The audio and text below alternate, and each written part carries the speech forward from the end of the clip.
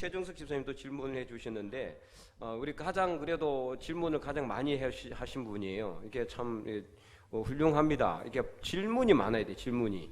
그러면 계속해서 이제 오늘 본문 말씀을 한번 보도록 하겠습니다. 34장 오늘 우리가 출애굽기 읽었는데 두 번째 돌판을 이제 만들어서 하나님께 신의 산으로 올라가는 모세가 이제 나오고 있습니다.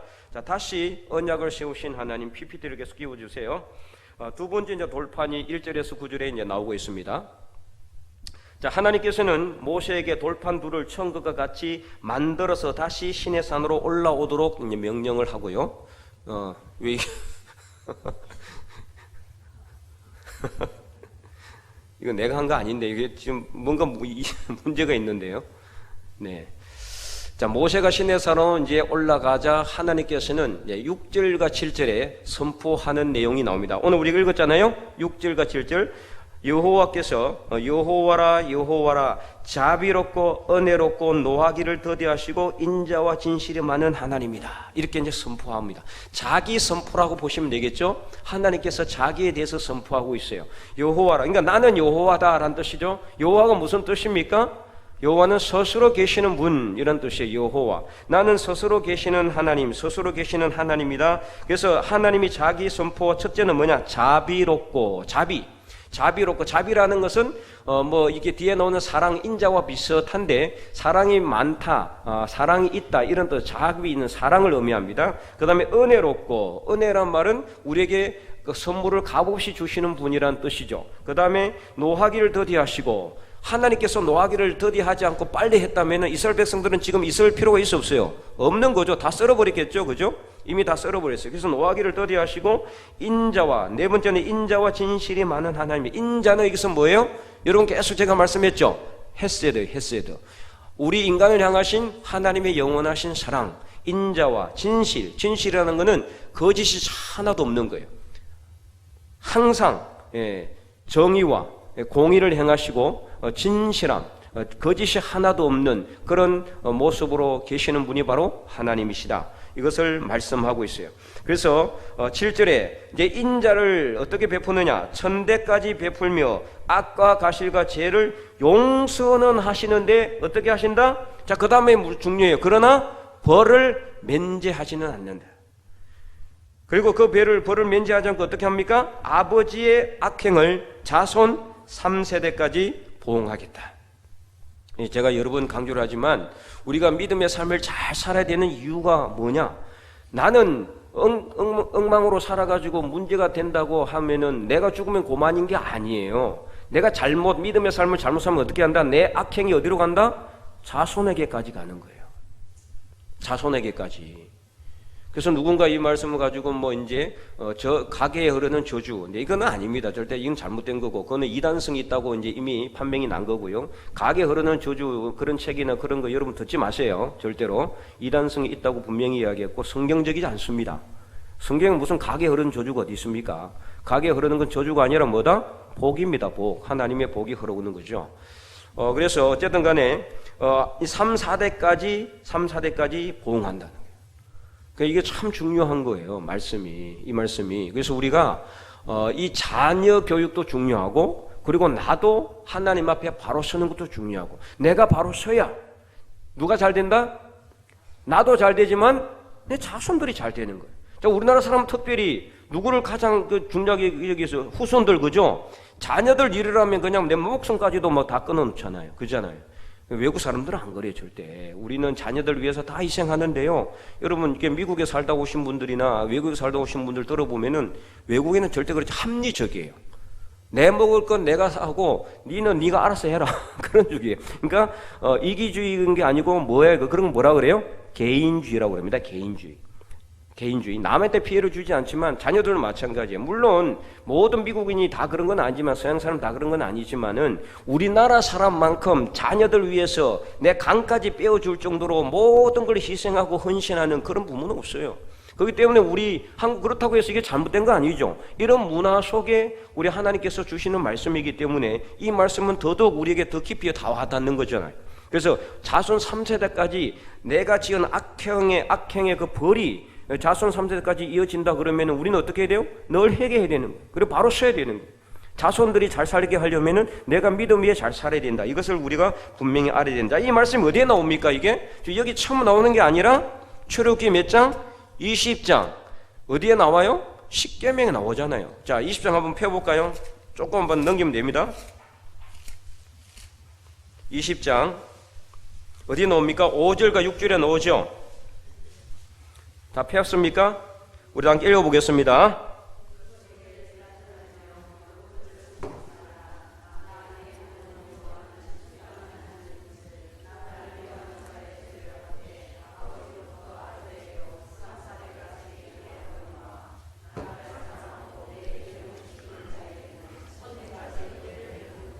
아멘. 저번에 십계명 설명하면서 이거 말씀드렸죠. 두 가지가 너무나 비대칭적이다. 그렇게 이야기했잖아요. 하나님의 말씀을 잘 지키고 하나님을 사랑하고 하나님 계명을 잘 지키는 자에게는 천대까지나 은혜를 베푸는데 하나님을 미워하고 우상 숭배를 한 사람에게는 3, 4대까지만. 원래 비례적으로 한다 그러면은 하나님을 미워한 자도 몇 대까지 해야 됩니까? 천대까지 악행을 보복을 해야 되는 거 아니에요. 근데 3, 4대까지밖에 안 한다 그러죠. 이게 얼마나 사람 은혜가 많고 자비롭고. 그러니까 자, 오늘 방금 다시 본문으로 돌아와서 34장에 이 하나님께서 자기 자신에 대해서 자비롭고 은혜롭고 노하기를 더디하시고 인자와 진실이 많은 하나님인지 알 수가 있는 거예요. 얼마나 인자가 많으신지를 알 수 있다는 거죠. 하나님을 사랑하는 사람에게는 막 하나님께서 부어주시되 완전히 넘치도록 부어주시지만은 하나님을 사랑하지 않는 자에게는 벌을 주기는 하지만은 어떻게? 최소한으로 주신다. 어쨌든 간에 이 하나님의 사랑이에요. 사랑. 자, 그래서 이런 하나님을 우리가 믿어야 된다. 이런 하나님께 감사하시기 바랍니다. 그래서 이제 계속해서 보시면은 이제 모세가 올라가서 하나님의 동행하신가 백성들의 악과 죄를 사하시고 주의 기업으로 삼아 달라고 이제 중보 기도를 합니다. 몇 절부터 나와요? 8절에 모세가 급히 땅에 엎드려 경배하여 9절에 이렇게 쭉 해서 하나님 앞에 기도하죠. 이랬을 때 주여 내가 주께 은총을 입어사옵건대 원하건대 주는 우리의 동행하옵소서. 우리와 동행하시고 이는 목이 뻣뻣한 백성입니다. 이 백성들을 보니까 목이 뻣뻣하다 즉 교만하고 방자하고 자만한 그런 백성들이니 우리의 악과 죄를 사하여 주시고 우리를 주의 기업으로 삼아 달라고 이렇게 중보 기도하죠. 자, 그러면 이제 여기서 우리가 처음 돌판과 두 번째 돌판의 차이가 있어요. 그죠? 그 차이가 뭡니까? 자, 처음 돌판과 두 번째 돌판의 차이점과 그 의미. 처음 돌판은 누가 돌판을 준비했어요? 하나님이 준비했죠. 두 번째 돌판은 누가 준비했어요? 모세가 준비했습니다. 자, 이게 차이가 있잖아요. 그죠? 분명한 차이가 있고 엄청난 큰 신학적인 그 의미가 담겨 있어요. 자, 첫 번째 하나님께서 친히 준비한 돌판은 깨트려졌죠. 이 뭐를 의미합니까? 하나님과의 언약이 완전히는 아니지만 일시적으로 깨진 것을 의미합니다. 그건 누가 깨진 겁니까? 인간들이, 하나님의 백성들이 깨트린 거죠. 모세가 던져서 깨트렸지만 그는 모세가 깬 거 아닙니다. 이 백성들이 깬 거나 마찬가지인 거죠. 우리를 향하신 하나님의 사랑 헤세드는 변함이 없고 인자하시고 성실하시고 그리고 일관적이에요. 그런데도 하나님을 향한 우리의 사랑은 때에 따라서 달라지잖아요. 그래서 우리는 언약의 백성임에도 불구하고 때에 따라, 조건에 따라, 환경에 따라 자꾸 언약을 어기고 있어요. 여러분, 나는 하나님과의 언약을 제대로 잘 지키고 있다고 생각합니까? 전혀 그렇지 않습니다. 실제로 우리 보면은요, 하루에도 수십 번, 수백 번 언약을 어깁니다. 그럼에도 불구하고 하나님께서는 왜 그냥 내버려 두시느냐? 이게 나와 있잖아요. 하나님은 자비롭고 은혜로우시고 그 다음에 노하기를 더디하시고 인자가 진실함이 아주 풍성하신 하나님이시기 때문에 그냥 참고 계시는 거라고 보시면 되겠어요. 만약에 하나님이 우리와 똑같은 성정이라면은 우리가 언약을 어기자마자 바로 그냥 쳐버리시겠죠. 그죠? 네. 그러나 하나님 그러지 않았어요. 참고 계시는 하나님, 인내하고 계시는 하나님, 기다리고 계시는 하나님을 우리가 생각해야 됩니다. 자, 그래서 두 번째 돌판은 뭐냐? 모세가 직접 깎아서 돌판을 만들어서 올라가요. 그 돌판에는 뭐가 담겨 있을까요?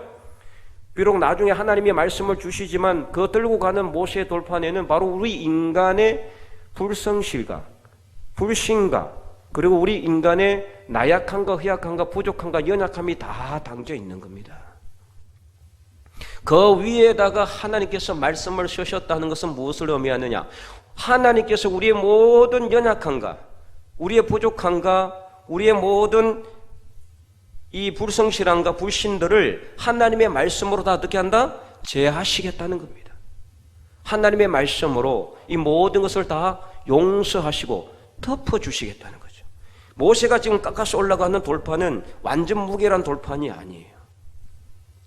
나약함의 돌판이고 부족함의 돌판이고 믿음 없음의 돌판입니다.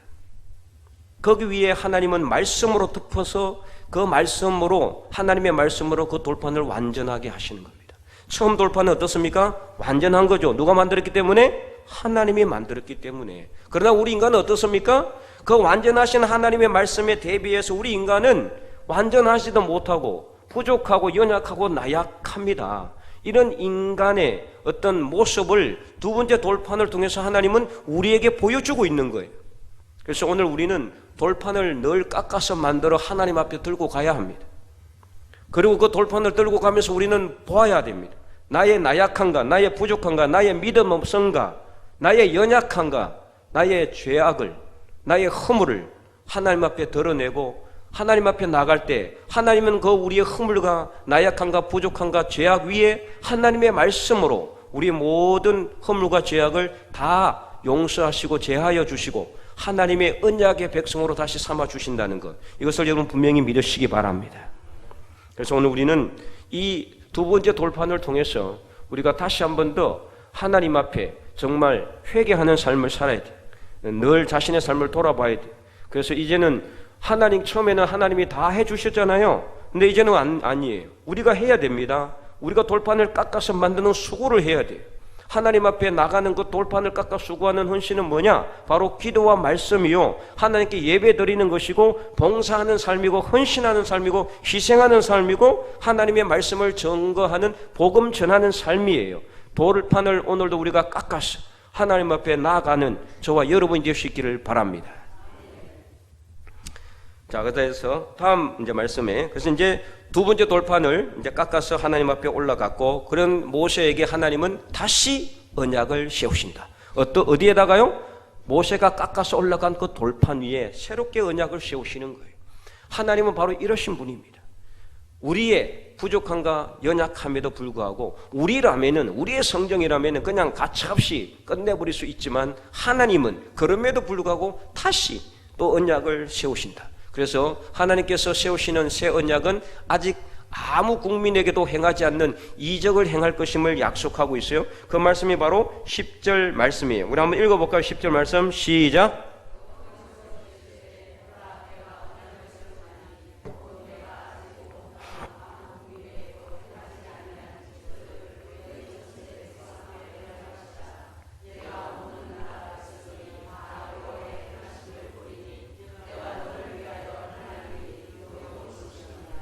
아멘. 그래서 이제 그 내용이, 구체적인 내용이 이제 그 다음에 11절 이후로 쭉 나와요. 그러니까 가나안 땅에 들어가면은 모든 가나안 족속들을 다 내가 몰아내 줄 것이다. 그래서 가나안 땅에 들어가면 어떻게 하라고 말하고 있습니까? 다른 이 우상들에게 절하지 말고 언약을 맺지 말라 그래요. 하나님과만 언약을 맺어야 되는데 그들과 언약을 맺지 말고 또 그들의 우상을 섬기지 말고 그들의 우상이 있으면 바로 어떻게 하라? 깨뜨려라. 그래서 13절, 14절, 13절을 먼저 읽어보겠습니다. 시작. 너희는 도리어 그들의 제단들을 헐고 그들의 주상을 깨뜨리고 그들의 아세라상을 찍을지어다.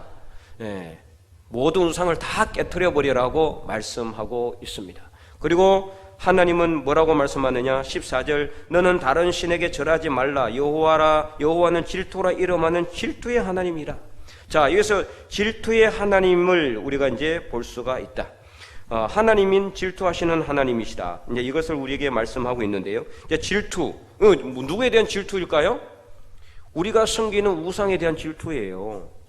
우리가 섬기는 우상에 대한 질투, 우리가 오늘날 뭐 상을 특별히 깎아 만들어가지고 그 앞에 절하고 빌고 그러진 않지만은 오늘날 우리에게서 우상은 뭡니까? 하나님보다 더 우선시 여기는 게 질투라 우상이라 그랬죠. 그것은 돈이 될 수도 있고, 내 건강이 될 수도 있고, 자녀가 될 수도 있고, 내 사업이 될 수도 있어요. 하나님보다 더 우선시 여기는 모든 것이 다 우상입니다. 그것을 누가 질투한다? 하나님이. 자, 하나님이 질투하면은 그럼 질투하는 대상을 어떻게 할까요? 하나님이 안 좋게 만들겠죠. 그래서 만약에 우리가 하나님보다 내 사업을 더 우선시 여기면은 언젠가는 그 사업 망하게 됩니다. 하나님이 질투하시는데 가만히 놔두시겠어요? 그러니까 여러분 잘 깨달아야 돼요. 내가 과연 하나님보다 더 사랑하는 것이 있고 하나님보다 더 우선시 여기는 것이 있느냐? 만약에 자녀라면은요, 하나님이 그럼 그 자녀를 늘 건강하고 행통하게 놔둘까요? 아닙니다. 아까도 말했지만은 어떤 일이 일어날지 아무도 모르는 겁니다. 혹시라도 내 자녀에게 문제가 있으면은 내가 하나님보다 내 자녀를 더 우선시 여기지 않았는지를 생각해 보시기 바랍니다. 그 외에도 다른 것도 다 마찬가지예요. 무슨 문제가 있다면은 이 세상의 모든 일은 하나님의 섭리 안에 있습니다. 하나님이 다 운행하시는 겁니다. 문제가 있다면은 분명히 하나님과 나와의 관계에 문제가 있다는 소리입니다. 그게 어디에서 일어났는지를 잘 생각해 보면은 답이 나옵니다. 그래서 그것을 해결해야 됩니다. 그래서 이제 하나님만을 향해서 오전에도 예배 말씀을 드렸지만 우리가 하나님을 향해서 뭘 돌리라? 방향을, 삶의 방향을 돌려야 되는 거예요. 그리고 이제 하나님께서는 가나안 땅에 들어가면은 뭐를 지키라? 무교절과 지칠절과 초실절과 수장절, 이제 세 가지 절기죠. 1년에 3번 나에게 나오라고 그래서 하나님께 나와라, 예배를 드리라. 그리고는 빈손으로 보지 않도록, 빈손으로 들어가지 않도록 그렇게 해야 됩니다. 빈손으로 들어가지 않는다는 말씀이 그러면 꼭 뭐 예물을 잔뜩 싸들고 뭐 돈을 바리바리 싸들고 하나님 앞에 들어가면 하나님 기뻐하시느냐? 절대 그렇지 않습니다. 내가 진심의 마음으로 그렇게 한다 그러면 당연히 하나님이 기뻐하시겠지만은 형식적으로 예물을 드리고 가는 건 하나님이 기뻐하지 않습니다. 그래서 이사야서 1장에 하나님이 더 이상 나에게 예물을 가져오지 말라 그랬죠. 너희 손에 피가 가득한 채로 가지고 오는 그 예물을 나는 더 이상 받기 싫다. 천천의 순양 같은 기름과 만만의 그런 기름이 그 나에게는 더 이상 내가 찌기에 곤비하다 그랬어요. 하나님께서 얼마나 피곤했으면은. 그러니까 이스라엘 백성들은 그냥 하나님 앞에 나가면은 제물만 드리고 예물만 갖고 가면 하나님 기뻐하실 줄 알았거든요. 그건 절대 아니에요. 우리가 오늘 예배 자리에 나와 있고 오전 예배도 드리고 오후 예배도 드리고 이따가 송구 영신 예배도 드릴 텐데 하나님 앞에 드리는 것이 제물만이 아니라 먼저는 뭐가 돼야 됩니까? 우리의 마음이 있어야 됩니다. 마음이. 내가 마음으로 하나님께 먼저 예배 드리고 그 마음이 우리가 예물을 담아 드려서 감사를 하나님 앞에 표현하는 것이지 예물이 무조건 우선이 돼서는 안 됩니다. 예배의 마음을 먼저 하나님께 드리시기를 바랍니다. 그래서 이제 오늘 이제 그래서 10절에서 28절 내용이에요. 이제 너무 뭐 오래 내용이 길어서 다 보지는 못하는데 이 내용을 이제 제가 축약해서 말씀을 드렸고요. 그러면 이제 오늘 이 본문을 통해서 무교절을 지키라고 이야기하고 있는데, 자 18절 한번 읽어보도록 하겠습니다. 18절 말씀에 시작. 너는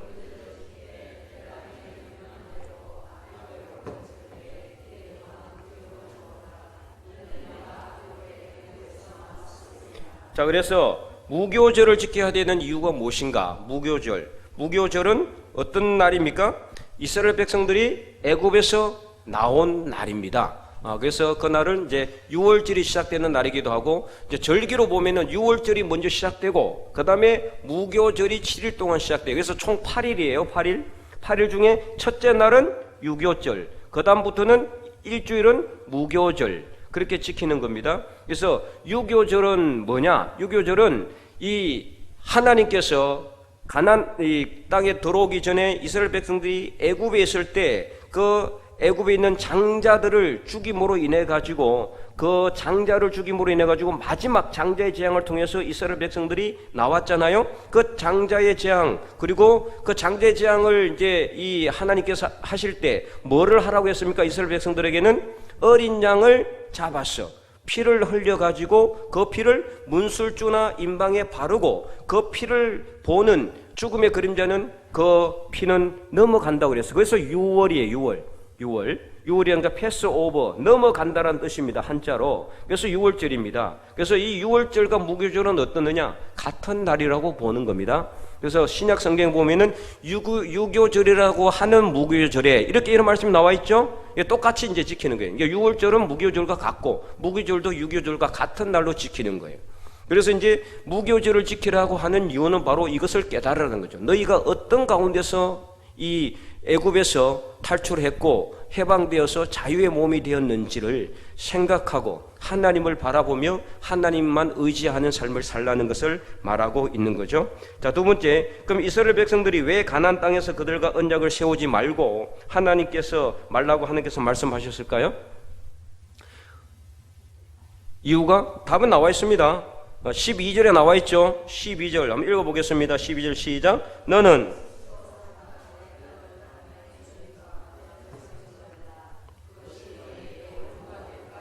네, 이겁니다. 답이 나와 있잖아요. 올무가 될 수 있기 때문에 올무. 올무란 게 뭐예요? 올무. 예? 뭐 어쨌든 간에 네, 올무라는 말 자체는 이제 우리나라 말로 더 좀 자세히 이야기하면 걸림돌이라는 뜻이에요. 걸림돌 또는 뭐 허리에 가시, 예? 예, 이런 게 되는 거죠. 그게 걸림돌이 되는 거예요. 처음에는 좋아요. 그들과 언약을 맺고, 야, 우리가 서로 통혼도 하고, 우리 딸을 너희들한테 주고, 너희 아들을 우리한테 주고, 서로 사돈관계 맺고, 그래서 안 믿는 사람들과도 친하게 재밌게 잘 지내면 좋아요. 그러나 어떤 때 나중에 문제가 생길까요? 예배 드리거나 주일날 문제가 생기는 겁니다. 무조건 생기게 돼 있어요. 서로 이해타산이 안 맞거든요. 종교적 가치관이 다른 경우는 엄청난 문제가 발생합니다. 처음에는 이스라엘 백성들이 가나안 땅에 들어가가지고 가나안 족속들과 아주 재미있게 그렇게 살았는데 그 언약을 맺고서 그들과 함께 약속하면서 그렇게 살다 보니까 나중에는 어떻게 되느냐? 올무가 됐다는 것은 이제 여기서 걸림돌도 되지만 또 뭐가 되느냐? 유혹이 된다는 의미도 돼요. 유혹. 그래서 올무가 돼가지고 그들이 유혹이 돼가지고 결국엔 어떻게 합니까? 이스라엘 백성들이 나중에 우상을 섬기게 되는 거죠. 왜? 그들하고 친하게 되니까 그들이 섬기던 우상을 보니까 좋아 보이거든요. 막 그때 우상을 섬기는 그 날에 자기들 가나안 민족들 보니까 서로 막 춤추고 놀고 막 쾌락의 삶을 즐기고 너무 재밌게 인생을 살고 막 이렇게 그렇게 하니까 나도 한번 가볼까? 저기 한번 가보고 싶다. 막 이런 생각이 들어서 한 사람씩 발을 들이게 되는 겁니다. 결국은 어떻게 됩니까? 이스라엘 백성들이 하나님을 떠나서 우상을 섬기는 그런 일까지 행하게 돼요. 여러분, 이 정도면은 절대 그렇지 않을 것 같은데, 근데 절대 아닙니다. 결국에는 구약 성경에 이사야서나 예레미야나 에스겔이나 아니면은 이런 모든 말씀들이 계속해서 끊임없이 강조하고 있는 내용이 뭐예요? 너희들이 왜 멸망했느냐? 우상의 죄악 때문에. 왜 멸망했느냐? 우상의 죄악 때문에. 끝없이 이것을 이렇게 지적하고 있잖아요. 올무가 분명히 이렇게 경고하셨는데도 불구하고 이 말씀대로 이스라엘 백성들이 순종하지 않았기 때문에 결국에는 그들이 유혹을 뿌리치지 못하고 우상을 섬김으로 하나님을 떠나게 되고 나라는 멸망당하는 그런 이 비극적인 역사가 일어나게 된 겁니다. 자, 계속해서 이제 말씀 그 다음에 보면은요. 자, 모세가 시내산에서 내려오게 됩니다. 29절에서 35절까지 모세가 산에서 내려오자 그 얼굴에 뭐가 났어요? 강채가 났어요. 강채. 왜냐하면은 하나님과 오랫동안 대면해서 대화를 했기 때문에 그 하나님의 영광이 모세에게 그대로 전달이 되게 된 거예요. 모세에게 그대로. 그래서 백성들이 가까이 가지를 못하는 거예요. 혹시라도 어떻게 될까봐? 죽을까 봐서. 그 영광이 너무나 빛이 나서 못 간 게 아니라 죽을까 봐서 겁나서 못 간 거죠. 두려워서. 그래서 모세는 어떻게 했습니까? 수건을 가렸어요. 수건으로 이렇게 가리고 다시 또 하나님 앞에 갈 때는 어떻게 했다? 수건을 벗었다. 이 말씀이 기록이 되어 있습니다. 자, 여기서 그러면은 우리가 이제 봐야 될 거, 모세가 하나님과 대면하여 말씀을 들을 때는 수건을 벗고 백성 앞에 있을 때는 수건으로 얼굴을 가렸는데, 자, 모세의 얼굴 강체는 왜 생겼습니까? 이야기했죠, 그죠? 하나님과 대면하여 하나님과 접촉했기 때문이다. 자, 두 번째, 모세가 그러면 자신의 얼굴을 수건으로 가린 것은 어떤 의미가 있습니까? 이건 어떤 의미가 있다고 생각해요? 자신의 얼굴을 가린 것은 하나님의 영광을 보는 자는 다 죽게 되지만, 그러나 지금은 어떻습니까? 지금은 하나님의 영광을 보는 자가 다 죽지는 않죠. 당시에는 하나님의 영광을 보는 자는 다 죽어요. 그래서 하나님께서 뭐라고 아까 명령하십니까? 산에는 아무도 오지 마라. 모세가 올라가는 그 시내 산에는 아무도 오지 말라. 양이나 염소도 있게 하지 말라. 다 죽을 수 있기 때문에 살아있는 거는 절대로 거기에 오지 말도록 그렇게 명령하세요. 그러니까 하나님의 영광을 보는 자는 다 죽게 된다는 것을 말하고 있죠. 그래서 이것을 무엇을 의미하느냐? 오늘날 그러면은 모세의 얼굴의 강체를 벗은, 수건을 벗은 것은 어떤 것을 통해서 벗어지게 된 겁니까? 그렇죠. 예수님의 십자가의 죽으심을 통해서. 만약에 예수님께서 십자가에 죽지 않으셨다면 오늘도 우리는 하나님 앞에 가려면, 누구든 하나님 믿는 사람이면은 얼굴의 강체를, 이게 수건을 가리고 하나님 앞에, 이게 이제 사람 앞에 가야 되고 그렇게 해야 될지 몰라요. 그러니까 이런 그 번거로움을 없앴고, 그리고 이 하나님의 영광의 강체가 바로 예수 그리스도를 의미한다. 그 예수 그리스도께서 십자가에 못 박혀 죽으심으로 인해 가지고 우리는 하나님 앞에 나가도 죽지 않는다는 것을 말해요. 그러니까 영광의 강체가 뭐 대단하다 이걸 의미하는 게 아니라, 모세가 얼굴을 가리고 그리고 또 수건을 가리고 수건을 푼 것은 뭐를 의미하느냐? 바로 이 하나님 앞에 나가는 자는 당시에는 다 죽게 됐지만, 지금은 하나님 앞에 나가는 자가 죽습니까? 안 죽잖아요. 그것은 누구를 통해서? 예수님을 통해서 가능하게 되었다는 것을 오늘 우리는 알게 되는 거죠. 그래서 이것을 통해서 우리는 뭘 더 확신하게 되느냐? 예수 그리스도의 구원의 은혜, 이것이 얼마나 귀하고 값진 것인가를 알게 되는 거예요. 하나님 앞에 나갈 수 있게 됐잖아요. 당시에는 그러니까 아무도 하나님 앞에 나갈 수 있어요, 없어요? 못 나가는 거예요. 딱 지정한 사람만 나갈 수 있어요. 모세 다음에는 여호수아, 이렇게 하나님이 지정하신 사람만 하나님 앞에 나올 수가 있었지, 누구든지 하나님 앞에 나가면 다 죽어요. 왜요? 죄가 있기 때문에. 죄가, 하나님의 영광과 죄가 서로 양립할 수 있어요, 없어요? 양립하지 못하는 거예요. 같이 있지 못하는 거예요. 그러니까 죽을 수밖에 없어요. 그러나 지금은 어떻습니까? 우리는 죄가 여전히 있지만은, 그러나 죄 없는 것으로 예수님께서 그 피로 그 모든 죄를 다 가렸기 때문에 어떻게 한다? 하나님의 영광의 강체 앞으로 나가도 죽는다, 안 죽는다? 안 죽게 되는 거죠. 그래서 이것을 의미한다. 이것을 오늘 우리가 깨달아야 하는 겁니다. 자, 그래서 이제 결론적으로 보면은 말씀을 통해서 주시는 교훈. 자, 첫 번째 한번 읽어보겠습니다. 하나님은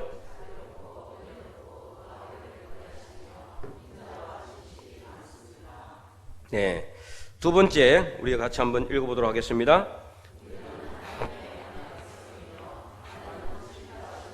네. 하나님 질투하는 분이에요. 만약에 오늘도 우리가 하나님 외에 다른 것을 더 사랑하면은 분명히 질투합니다. 예, 그래서 하나님이 좀 이렇게 마음이 넓으시면 좋은데 왜 짜잔하게 질투까지 하실까? 뭐 어떻게 하겠어요? 하나님께서 질투하신다고 그러는데. 왜요? 우리를 너무나. 자, 그래서 여기서 뭘 알 수 있느냐? 자, 하나님이 질투하는 이유. 자, 여러분도 혹시 여러분 옛날에 뭐 누구 사랑할 때 연애 시절에 혹시 질투하는 분 있었어요? 질투하는 사람 있었어요, 없었어요? 아무도 없었는 것 같으네. 말도 안 하는 거 보시니까. 짝사랑했다거나 뭐 아니면 누가 나도 저 사람 사랑하는데 저 사람도 다른 사람 저 사람 사랑하면 질투하게 되죠, 그죠? 3명이 되면 질투하게 되는 거거든요. 한 사람은 질투하게 돼 있어요. 뭐 저 사람도 사랑하면 좋습니다. 이런 사람이 어디 있겠어요? 그거 왜 질투합니까? 질투하는 이유. 그렇죠. 네. 사랑하기 때문에 질투하는 거죠. 사랑하기 때문에. 사랑하지도 않는데 왜 질투를 해요? 그러면 하나님 우리를 이게 우상을 왜 질투해요? 우리를 사랑하기 때문이에요. 그러니까 이걸 알아야 되는 거예요. 하나님 왜 쪼잔하게 질투하실까 생각하지 마시고, 하나님 우리를 얼마나 사랑하시기에 질투까지 하신다고 하실까? 우리를 너무나 사랑하시기 때문에 질투하시는 하나님인 줄 믿으시기 바랍니다. 네. 자, 세 번째 읽어보겠습니다.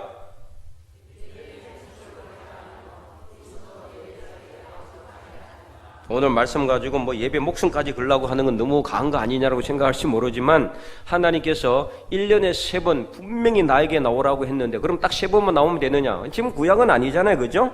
지금은 언제든지. 그래서 우리는 주일 예배 나오지만은 또 수요 예배도 나오지만 그렇다고 주일만 나오고 수요 예배만 딱 나오면 무조건 끝나는 겁니까? 그건 아니죠. 매일매일의 삶이 어떻게 돼요? 예배의 삶이 돼야 돼요. 예배의 삶. 이런 의미로 본다면 우리는 예배에 목숨을 걸어야 된다는 것이 해석이 될 수가 있는 거죠. 그리고 빈손으로 예배 자리에 나오지 말아야 되면 뭘 가지고 나와야 된다? 돈을 가지고 마음을 가지고 나와야 돼요. 마음이 있으면은요 물질은 따라오게 되든지 아니면 안 따라오더라도 하게 돼 있습니다. 물질은 나중. 제가 우리 교회 와서 이렇게 헌금 바구니를 없앤 이유도 그렇습니다. 헌금 바구니 해가지고 뭐 이렇게 남이 하니까 나도 하고 그건 잘못된 겁니다. 형식적으로 하는 그런 예물 드리는 봉헌은 하나님은 안 받아요. 절대로. 내가 마음으로 하나님께 드리는 것을 하나님께서 받으시죠. 그래서 헌금을 준비할 때는 주일에 와서 허겁지겁 호주머니에서 돈 꺼내가지고 이렇게 해서 넣지 마세요.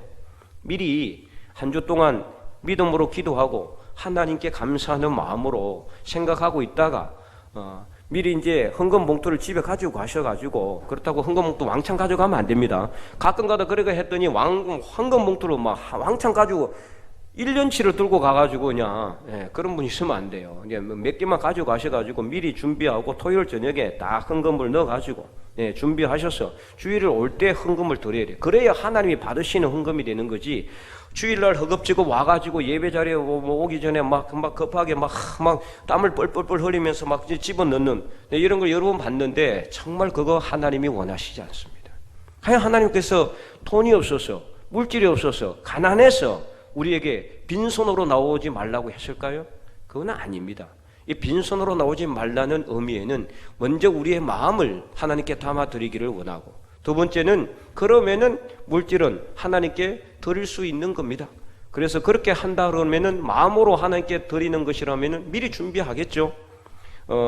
토요일날 시간이 없어 준비하지 못할지라도 주일날 일찍 오셔가지고 조용히 앉아서 기도하고 그 다음에 헌금을 준비하셔야 돼요.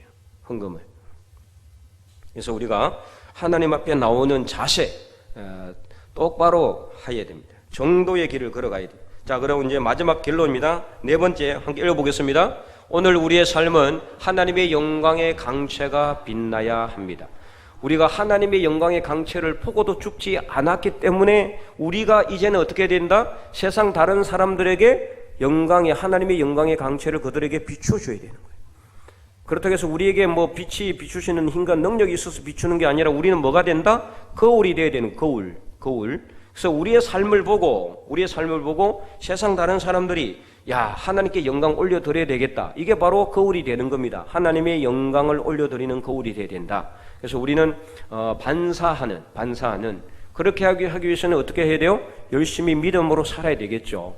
헌신하며 살아야 되겠죠. 희생하면서 살아야 되겠죠. 봉사하면서 말씀대로 순종하는 삶을 살아야 됩니다. 그리하면은 내가 그렇게 하지 않으려고 해도 나를 통해서 하나님의 영광이 세상 다른 사람들에게 비추게 되는 겁니다. 그래서 죽어가는 사람들이 살아나게 되는 역사가 일어나게 되는 거죠. 오늘 이 말씀을 통해서 우리가 다시 한 번 더 이 구약 시대에 하나님께 주신 율법이 무조건 규례와 이제 율례만을 의미하는 것이 아니라 우리를 어떻게 한다? 살리게 하고 우리로 하여금 하나님께서 복을 주시고자 하는 것이고 우리에게 구원의 은혜를 주시고자 하신다는 것을 다시 한 번 더 깨닫고 하나님께 영광 올려드리며 하나님의 영광을 모든 사람들에게 비추는 하나님의 거룩한 백성들이 다 될 수 있기를 주님의 이름으로 간절히 축원드립니다.